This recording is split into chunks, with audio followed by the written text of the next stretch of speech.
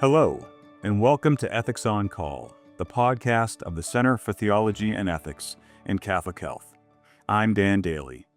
And I'm Tom Bushlack. And today we'll take up recent work in theology on mental health. So we're glad you're joining us today. And, Tom, as we discuss the nature of this podcast, what this podcast would be, what it would attempt to do, and how it would attempt to serve those in Catholic health and in academia, you had a really good idea that we're gonna try to pull off today. You wanna talk about that idea? Yes, I like that we're going to try to pull it off. Yeah. So this was inspired both by my experience, working as a mission leader in healthcare, Catholic healthcare specifically, and also by a few different podcasts that I listen to where you have people much like the center where we're at the intersection between academic research and applied practice in Catholic healthcare. So we're drawing on theology and ethics, obviously, as the title of our center suggests. But we're also paying attention to clinical data, technology, trends in science, even trends in business or leadership development that might apply to formation. So as we are at that intersection between what's happening in research, what's happening in applied practice, uh, I have seen some podcasters that I really enjoy who are kind of experts in their field that they go in and they'll find recent articles that are relevant to the field and discuss them.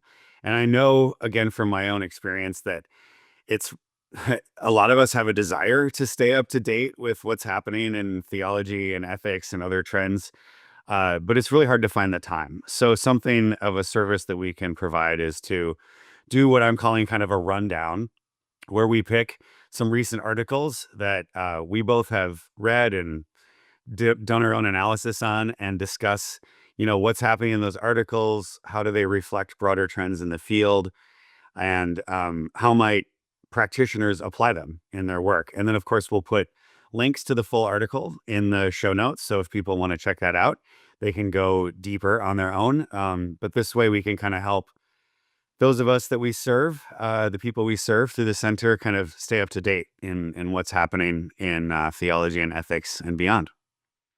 Yeah, that's great. And I thought it was a great idea. I think it'll be helpful, hopefully, to folks. And today what we'll do is we'll take a thematic approach. As we said, we'll look at new work that is in theology on mental health or adjacent to it, where Hmm. it's important for our listeners to know about this work. Um, so, Tom, you want to? Yeah, in the future we may not go so thematic, but I think this time I think there's a need for this. There's a lot of recent work out there on mental health Yeah. from the side of theology, and we'll see where it takes us in the future. But you want to set the table for this podcast, not just the idea in general, but Yeah. what are we doing today? Yeah. So we're going to look at mental health and theology and ethics and even some trends in technology and psychology that relate to that. And of course, again, for people working in healthcare, or even if you're not working in healthcare and you just live in our culture, many people have spoken about or named sort of a mental health crisis that we're dealing with in our culture. And it's certainly an issue that's front and center for not just our patients and their families and how can we support their mental health, but I know that leaders in Catholic healthcare and really in all of healthcare are concerned about the mental health of our coworkers, our associates, our providers. So it's a sort of a perennial topic. And so we saw that there were several articles relating to that have been published recently that we thought were very helpful. Coming at it from like a theological perspective, we've made a lot of advances in medically how we kind of approach and treat mental health, and we want to take full advantage of those in healthcare and use those to the best of our ability. And then some of the authors that we're going to look at today do see this trend of almost kind of over medicalizing mental health. Specifically, we're going to be talking about depression and trauma because that's what some of the authors are looking at. Um, and how can we bring in a broader, we always kind of start from that base of broader anthropology, but it's a theological anthropology that we draw upon, where the goal is not necessarily to sort of overcome what's happened and return to this prior state of perfect functioning, but rather as we experience depression or trauma or mental health challenges, we're going to talk about how are we transformed through that, and are there better theological or ethical models for how we accompany people in that process. So that's kind of the big picture. I'm just going to mention briefly the articles, and these will be linked in the show notes for anybody who wants to take a look at them yourself. So we've got an article from your mentor there at Boston College, Jim Keenan, where he's talking about grief as Epiphanous. This is from Theological Studies from 2025. And then there was an issue of the Journal of Moral Theology from 2025 as well, earlier this year where we're going to look at Stephanie Edwards' response to a book by Jessica Coblentz, who many listeners might be familiar with. That book is called Dust in the Blood, A Theology of Life with Depression. Came out in 2022, but has gotten a lot of attention. So Stephanie Edwards, working more in the field of trauma studies and a social, Christian, Catholic social ethic response to that. And then we're actually switching it up a little bit with a couple more tech articles. So we've got Marc Zao-Sanders talking about how people are really using generative AI in 2025. Fascinating review from the Harvard Business Review. And then a more of a hardcore science article from Frontiers in Psychology that's a meta-analysis. And the lead article is Gilmar Gutierrez. So we might talk about both Gutierrez's today, the Gustavo of liberation theology and this more recent article. But looking at how AI technology is augmenting and assisting online mental health care. Again, just really fascinating trends that we're seeing in our culture. So that's what we're taking a look at today. And I'm going to ask you to get started. I know you had some thoughts on Jim Keenan's article on grief as a way to kind of start our conversation, and then we'll go from there. Yeah, thanks, Tom, and thanks for the explanation on the rundown and what we're doing today. And so the Keenan article, which just came out in March of 2025 in Theological Studies, I think what he does there is he makes three key points. The first thing is he develops a theology of grief. And his thesis essentially is that grief is an expression of love. It's not a disease. I mean, although it can lead to a pathological state for some people in rare instances. But as you noted, I mean, one of the things he's worried about is this creeping medicalization of grief, that everything becomes a medical problem that can be solved through medical means. And his approach is different. His theology of grief, seeing it as an act of love, grief as an act of love, has really two significant implications on my reading of the article. One is we need a better approach to those who grieve. That standard model that you mentioned is that, when we're grieving, we're supposed to move past it. How do we get back to the state of affairs prior to the loss of our loved one? All right, it's kind of a restoration of the prior state. And that model is, I think, it fails us. The better model is the transformative model, what he discusses as the transformative model. We are transformed by the death of a loved one. Our grief is never finished. It changes us forever. Everyone listening has lost a loved one, right? Everyone listening. And what you all know is there is a hole in your heart that cannot be filled. Mm. No new friend will fill that hole. If your spouse dies and you get remarried, no, the spouse doesn't fill the hole in your heart, right? The heart can expand its love, but that hole in one's heart is never filled. So we are different. We are transformed. But it's also a moment of growth. It's not as if the hole in our heart means that we're forever damaged. We'll always grieve. We'll never be finished with that, but we can also grow through that. And I think one of the things Keenan wants us to remember is that that grief is an ongoing act of love. It's actually an act of virtue. There's something very good about our grief. Mm. In fact, if we forgot or we moved past the grief, that would be a moral failing of a sort. And I think that creeping medicalization of grief, that really what we need is a drug to forget or to move on, misunderstands that not all suffering is medical or it can be treated medically. Some of it's existential, some of it's relational, some of it's spiritual. And the solution here isn't a pill or a procedure, but rather, as Keenan writes, to to live into the accompaniment that God provides us, that friends provide us. It's the solution is a moral, relational, spiritual solution. Now, for some people, he admits and acknowledges, some people have prolonged grief disorder. That is, it's over a year of these really serious symptoms of suffering through the grief, and those people likely need some kind of a medical intervention. But it's pretty rare. And so what Keenan wants to push back on is that we are searching for a medical solution to this existential, spiritual, relational problem. And I think that's a really important thing for us to remember. Um, as I read the piece, I thought, like, an example, and they're not a great example, because in the end they try to provide these theological explanations that don't quite make sense. But Job's friends, right? Everyone knows the book of Job, and I think the one thing his friends do that is spot on is they hear that Job has lost everything, right? His family, his health, all the rest. And they travel, they go to meet Job, and they sit with him in silence for 7 days. Mhm.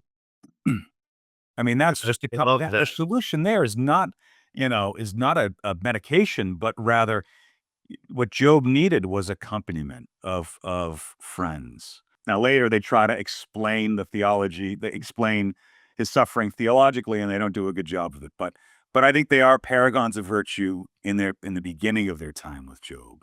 Tom, when you thought about this article, if there were any other connections you wanted to make, I know there are connections to Stephanie Edwards' piece that Yeah. we'll talk about as well. But Yeah, there's a couple points that I wanna pull out. I think your comment about Job's friends, and I love that practice in the Jewish tradition of just sitting shiva, of just being with the person.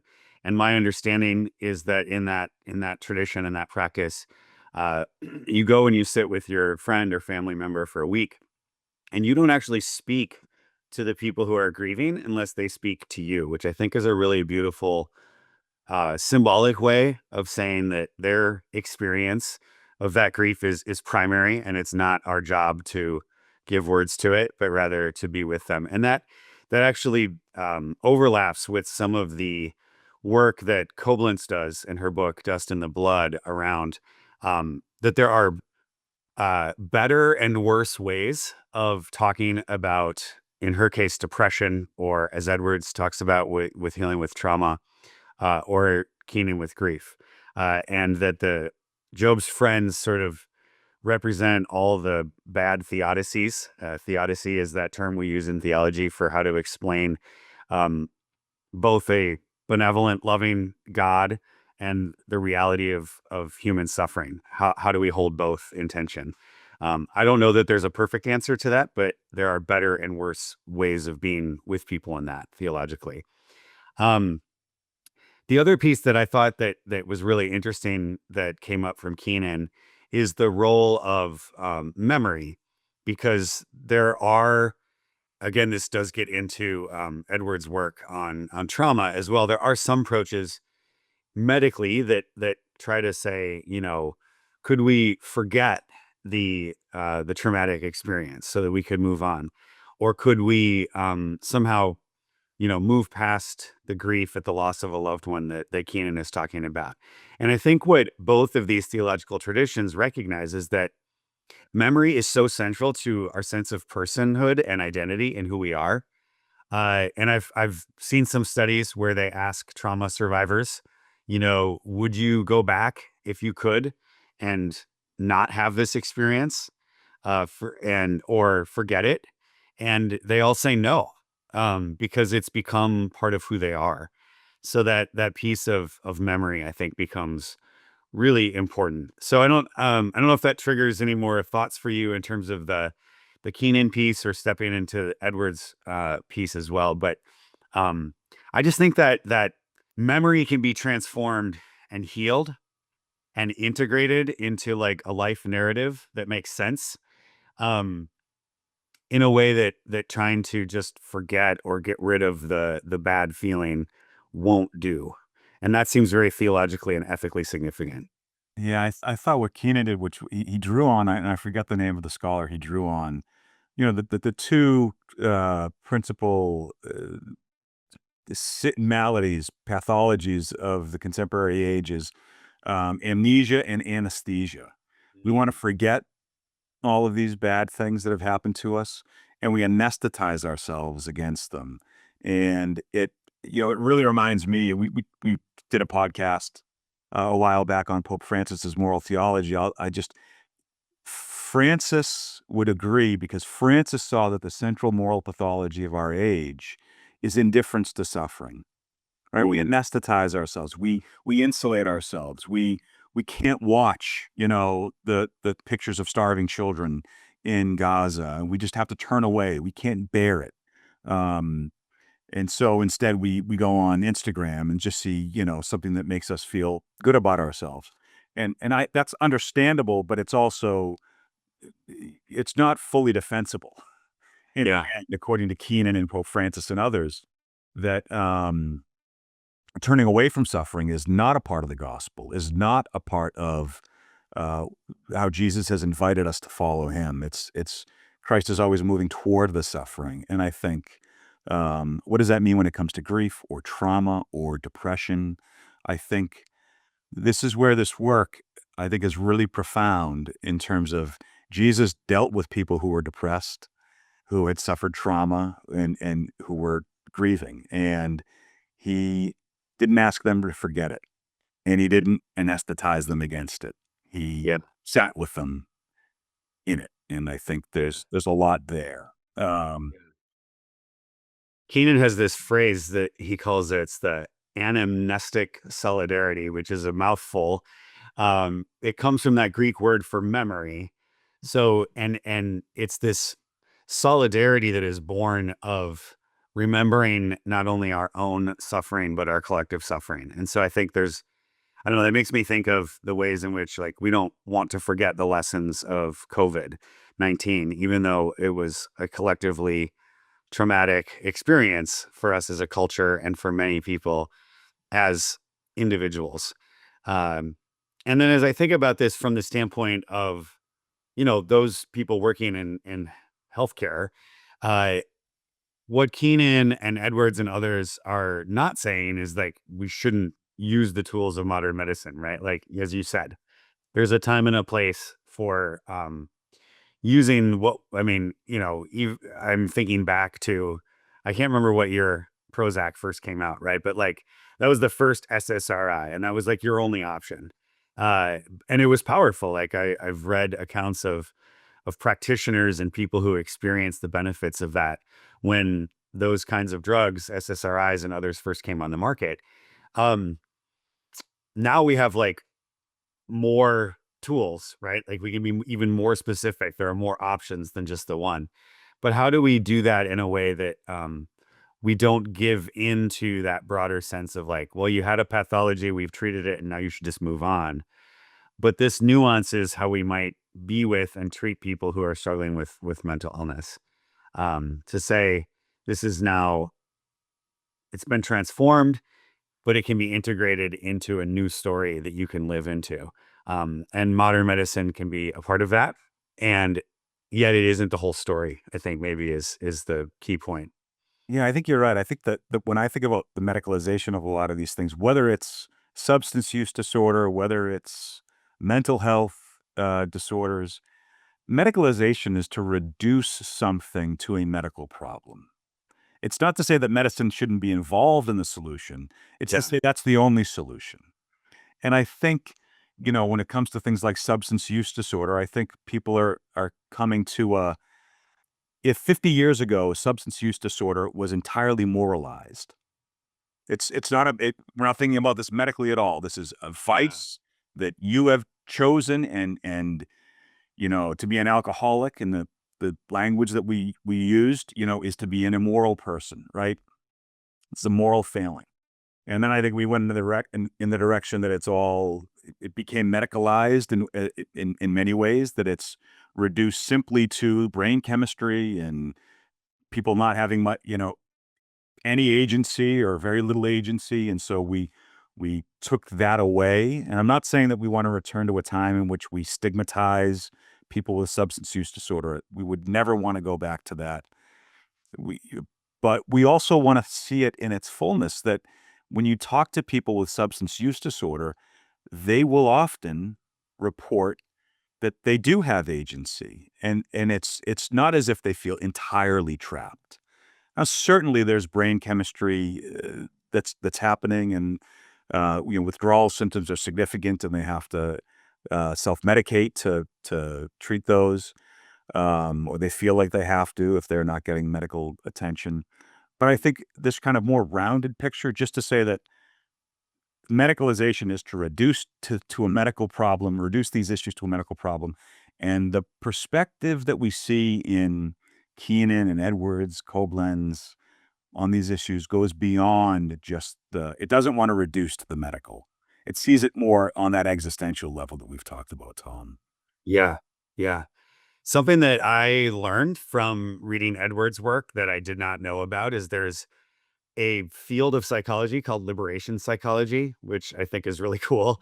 But it's also, I think, very relevant for the work that we do in the center and in Catholic healthcare, where we're looking to integrate clinical ethics, the best of medical science, with our own moral tradition of, again, the clinical ethics, and also the social ethic tradition. And that's something that Edwards is very interested in bringing into the discussion for her specifically of trauma and trauma studies, but taking a kind of broader social ethical approach. And there is a quote that she has from a liberation psychologist, and I'm going to read it because I love, it's kind of the perfect juxtaposition of what we're talking about here. And this person writes that mental illness is the product of both damaged neurons and the experiences of particular forms of relationship and community. And I guess we could add and theology or theodicy. How do we explain suffering? So we deal with the damaged neurons, we deal with the medical side of things. And yet we recognize that whether it's depression or trauma or grief, that these things are happening in a broader social and relational context. And so that is one of the things that I think Coblentz really brings out in her work, is saying that the problem with many of the ways that, again, Job's friends are the perfect paradigm, the way they try to explain the reality of suffering is to say, either you must have done something to deserve this, and God is at worst punishing you, and at best, like, letting this happen so that you can learn some kind of a lesson out of it. And Coblentz is really good at saying despite the good intentions of Job's friends, or those of us in the modern world who might want to bring that to someone who's suffering out of a desire to help them make meaning out of it, is actually like a violent imposition upon their experience. And that often the experience of severe depression or recovery from trauma or grief is that it feels meaningless in the moment. And so we have to honor and recognize that that's where people are in the moment. And then it becomes a different theological, ethical question, which is, how do I as a individual and how do we as a community accompany people in that and allow their experience to be primary, without imposing, as theologians, we like to tie things up with a little bow, right? And have it make sense.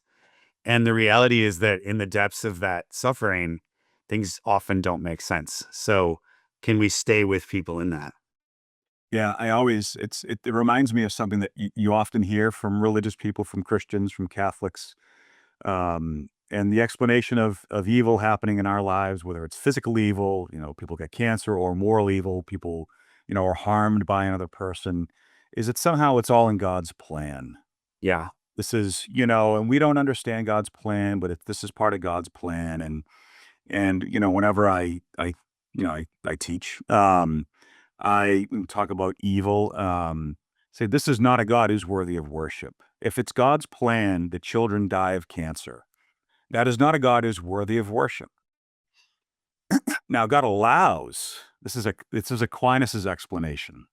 God allows the evil to happen, and we can't fully understand why God does this. The faith claim that Christians make is that God is somehow pulling good out of this, but we can't see it. Hmm.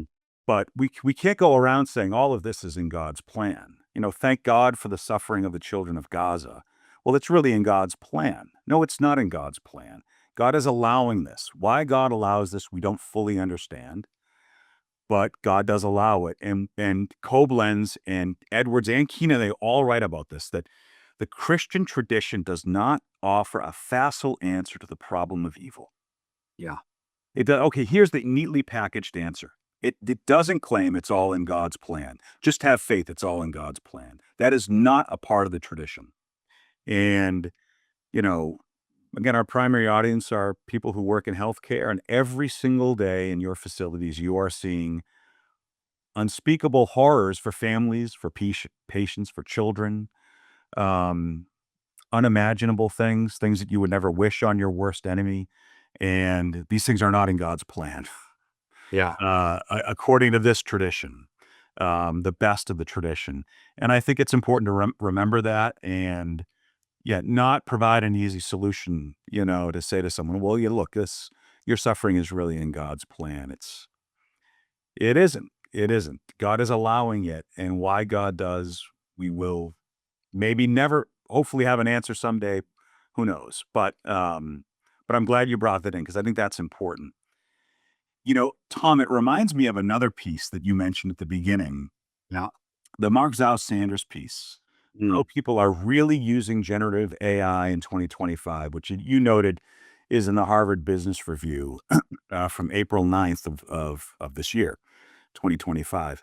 And, I wonder if you might say a few things about that piece, because I think it relates to it, because, the uses in 2025 are incredibly interesting. Yeah. Yeah. So this Marc Zao-Sanders had done this, I guess, previously, at least 1 year before in 2024, to see what are the top use cases for generative AI. And then was noting what the differences are just in the last year. And I'm just going to list the top three for 2025 because they're pretty remarkable. And then maybe you'll respond to that. But the number one use case for generative AI is applications in therapy, mental health therapy, and companionship. And then the second one is organizing my life, like so somehow helping me organize. But the third one is some form of finding purpose. Uh, these are not high tech solutions, right? This is not writing code, as some of the Right. higher, predictions around where we would be using AI. So, yeah, what do you make of that shift? And I think it's such an interesting reflection of our culture. Yeah, I agree. I agree. I found the article fascinating, and so if be interested to hear what other folks have to say when they read this. Um, I think it speaks to a larger issue. It going back to what we just were talking about like trying to find meaning in life. Like, what's the meaning of my suffering? What's the meaning of, even when good things say, what's the meaning of my life on the whole? Um, it shows us that we're turning. We used to turn to other people for these things, for companionship. Well, obviously therapy, that kind of the therapeutic relationship that a patient can have with a therapist. Um, Now we're turning to AI. We're turning to AI for companionship, for friendship. Reminds me of the 2023 Surgeon General's report on the epidemic of loneliness in the Mm, United States. Now AI is this tool that can fill that gap, seemingly or ostensibly. There are questions about whether that's true companionship or whether we're as lonely as we were before. I think we should be seriously interrogating uh, that, whether AI can actually provide companionship. and finding purpose, like meaning. I think there's a crisis of purpose and meaning uh, that I think is that this study shows. I mean, that if you're going to this powerful large language model tool to ask about purpose, to discern purpose. Whereas before we would typically do this with others, whether it's a religious community or a community of friends or um, it speaks to, I think, uh, where we are as a culture. We're disconnected from others. I think that's the biggest takeaway from this. And then you think about things like grief, and the solution to grief is accompaniment, and the Mm. solution to trauma is solidarity, right? Um, if those are the solutions from the theological side, we just talked about these, and we are more disconnected than we've ever been. The epidemic of loneliness. We're looking for companionship on a computer or on a smartphone. We have problems that we don't have the solutions for right now, or we're not pursuing the right solutions. This touches upon everyone. It touches upon people in healthcare. Um, again, we'd be curious to find what providers think about these things and how they're seeing patients and what the patient's needs are. Um, yeah, I don't know. What were your reflections, Tom, on this article? Yeah, I almost was like taking kind of it forced me to take a bigger step back and ask that idea again. I know one of the models of what AI is as it's holding up a mirror because it's all built on our own language, right? It's like these large language models. So, what is that? To me, that's pointing out the fact that we are at a point in history, at least in American Western culture, where our trust in traditional institutions and maybe even in each other is about as low as it's ever been in this country. And so it feels somehow safer to seek companionship and even healing for our mental health struggles or our difficult emotions in technology that is more impersonal, but almost feels personal, right? So to me, it's just this interesting reflection of we are in a phase of looking for meaning and not really sure where to find it or where to trust it. And ultimately, you know, this actually gets back to something that Coblentz talks about, which is the attempts to impose meaning on another person's suffering are a moral and almost biological violation of that person's integrity to try to force meaning onto someone's experience. And so the only real ethical response is to build communities where people feel supported and seen and cared for in their suffering to be able to make sense out of their own meaning. Because one of the things that Coblentz says is it's one thing for a person to go through the experience of depression or grief or trauma and come out on the other side and say, I think there was some purpose in there, that somewhere, somehow, God had a purpose in that. The person who's been through that can make that claim, but someone else can't make it for them because it's imposing that meaning on them. So I guess if I just look at this like as a social phenomenon, like we're searching for purpose in generative AI and in these other realms. And I think we're in a moment of sort of cultural regeneration. We're going to find that purpose and meaning in new places. And this is one way that we're attempting to work through that. Now, the question of whether or not we'll find it in I think you and I both have some discomfort with. um, but it is an interesting sort of just mirror of where we are as a culture and where we're trying to find that connection that's been somewhat lost in our culture. Yeah, I think it gets to something we've talked about before, Tom, is the importance of embodiments uh, in our lives. I think we're moving toward an understanding of the person that is more dualistic. That the mind and body aren't as connected as Mhm. I think as we experience them. We experience them as connected, right? The mind, body, soul, spirit. And it leads to the final article, which is, typically when we are looking for therapy for mental health issues, we search out a person. But what about the use of AI for these things? So not only, so that Zao piece said, like, what are people using it for on an individual basis? They're using it for therapy. Let's see, is the therapy actually effective? Yeah. Right? Is the therapy actually effective? And the Gutierrez piece, admittedly, is a piece that's looking at the use of AI from that clinical providers have designed, right? So this isn't just me asking ChatGPT a question. This Right. is a different tool. So acknowledging that difference, um, you know, what's the effectiveness of these tools? Because this is one of the promises of AI in healthcare, is that Yeah. AI can address the crisis that 70% of people with mental health disorders in the world don't ever get treatment for them. Ever get treatment. Not one time. Yeah. So, all right, here we go. We've got AI. AI can be scaled and used at a level that enables almost everyone who has access to an internet connection to receive some kind of therapy. So that's the promise. The question is, what are the results of this? So I don't know if you wanted to get into the results there of that Gutierrez piece. Yeah. I mean, fascinating article. And I do want to just say a little bit about, because I think the part of what made this such a challenging article for me to read, and it kind of challenged my preconceptions about whether, in this case, AI assisted types of therapies can be effective. They looked, this was a meta analysis. So they ended up whittling it down to about 29 studies that met the eligibility criteria.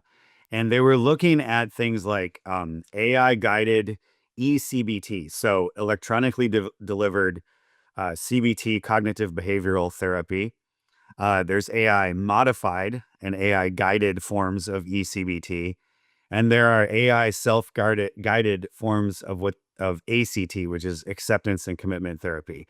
These are both forms of therapy that have been very well studied and as therapeutically advantageous when used with a trained therapist. But we're talking now about AI augmenting that. And what they found is pretty, pretty, I don't know, I found it pretty challenging that there were no adverse outcomes, that the user experience tended to be very positive with these. And in some cases, there were some positive, measurable outcomes. And they looked at some of the studies looked at anxiety and depression symptoms using already validated measurement tools.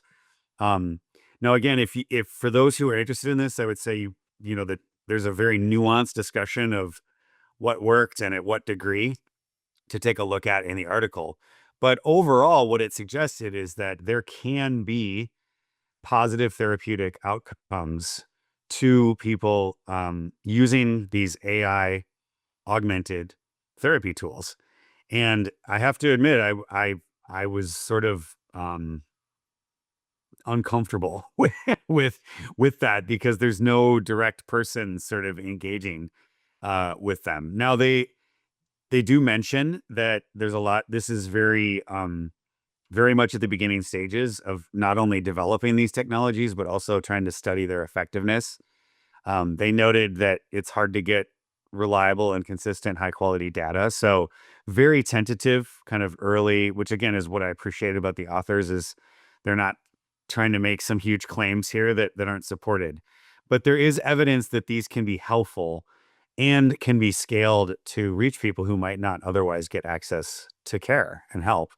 And we know that Catholic healthcare is motivated to, one of the primary purposes since the founding by the religious congregations is to get access to people who don't have it, to those who are most excluded or poor and vulnerable. So it seems like it might have a place, even if it's not the sort of be all and end all. But yeah, what about you? What were some of your takeaways from it? Yeah, I'm surprised. I think it shows a certain level of promise. As you noted, they cite the fact that the quality of the data in these studies is pretty low. So my main takeaway is, let's see where it goes. Let's see when studies have better data, when there's more data available, how we end up looking at AI-assisted therapy as opposed to human therapy, right? The traditional model. Yeah. So I'm interested. I don't think there's anything, as you noted, there's nothing conclusive here, but it raises questions about whether or not this could be effective. And then I think that, but there are other questions that it's not raising. The question that it's not raising is, y- what is healthcare? What is healthcare? And what's the role of a human relationship between a provider and a patient? How does that play into it? Um, can this play a role? Yes. I think, there are questions about um, where the healthcare system is going vis-a-vis AI.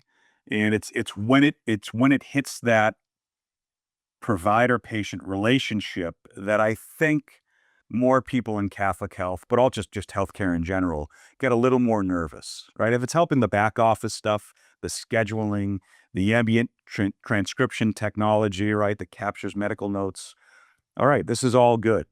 When it gets in the way of some kind of a relationship or an interpersonal um, moment, it seems to me to be a little bit more morally significant and Yeah. deserving of greater analysis. But again, interesting, important for us to take a look at. And yeah, here we are talking about AI again, which we've done, and I think we'll continue to do in a lot of these episodes, Tom. It touches on everything, and we got Pope Leo the 14th, being one of the most influential thinkers on this, according to Time magazine. So something that came up, and is kind of, I think they hinted at it in the article, is that we've sort of determined that AI is good at diagnostics and kind of seeing patterns, right? That even a really well-trained clinician might not see. And I think we even talked in our recent episode about uh, visual scans like colonoscopies or mammographies and stuff.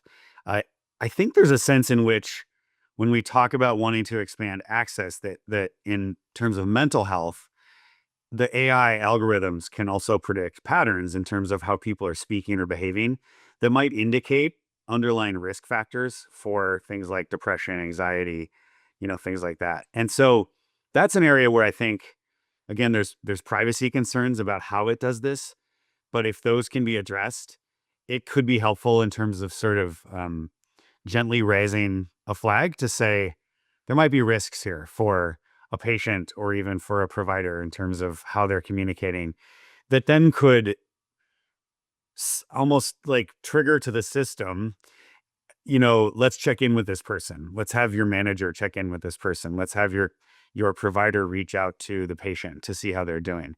But in that case, the AI is helping to establish a human connection that is therapeutic and healing, right? As opposed to what this paper is actually looking at is the AI doing some of that work, maybe not all of it, but some of it, to provide a therapeutic interaction of some kind. So yeah, like you said, I think we'll see if that can be done well in a way that respects dignity and restores person to relationship in a healthy way. But certainly, I think it could be helpful from like the diagnostic standpoint, and then expanding access to care. Right? How do we go to those who might be showing the most warning signs, but maybe otherwise we're not seeing? I think AI can really help with that. Yeah. So It gets back to what we said early, in an earlier podcast on access, and that is, if AI can help to expand access, then we ought to be excited about those possibilities. Still interrogating the uses, but yeah, um, if it's not expanding access, then that certainly would be a strike against it. Uh, yeah. Well said. Thank you for summarizing what I just said much more succinctly. uh, Okay, so we've kind of done this overview of these articles that admittedly maybe are somewhat disparate, but we've followed that through line. What do you think about as takeaways that practitioners, whether it's, mission leaders, ethicists, practitioners in the mental health field, administrators, what can we take from all of this? Yeah, good question, Tom. I would say that the one of the biggest takeaways for me is that the importance of looking at the patient in the whole person, as an embodied, relational, spiritual person. That most of our problems in life aren't medical, and and many of them are, but things like grief and trauma and depression, anxiety may need medical intervention. Certainly there is good use of medicine for these, but uh, they're they're not wholly medical issues. They're not wholly physiological or psychological issues. There are other aspects of our being that are implicated, and I think one of the things the Catholic tradition can do is to raise up those other aspects, to Mm. push back against the medicalization of every kind of suffering, to remind us that there are kinds of suffering that don't involve uh, that don't cry out for a medical solution.